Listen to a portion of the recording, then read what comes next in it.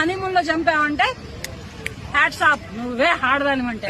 Honeymoon కాదు, ఇప్పుడు తాళి కట్టాలంటేనే ఒన్నులో వణుకొచ్చి దబ్బాయికి చచ్చిపోతాడు, ఇట్లా వంగి బెంటాయి కడతాడు కదా.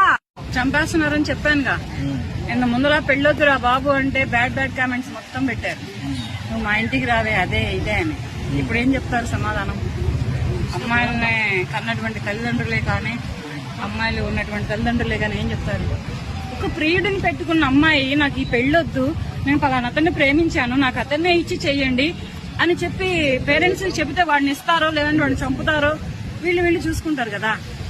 ఈ ఆస్తిలు జీతాలు ఎక్కువ ఉన్న అబ్బాయిని సాఫ్ట్వేర్లను చేసుకుని ఇలా ఎందుకు చంపింది అమ్మాయి?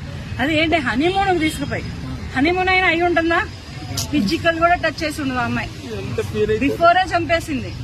అంటే ఈడు టచ్ చేసిన అమ్మాయిని వాడు టచ్ చేయొద్దు. మళ్ళీ వాడు ఫస్ట్ ప్లాన్ చెప్పాడు, ఎక్కడికైనా తీసుకెళ్లి వాడిని చంపే, మాత్రం టచ్ మాత్రం ఇవ్వమా కానీ. అలాగే ప్లాన్ గా చేశారు, ప్లాన్ గా చంపారు.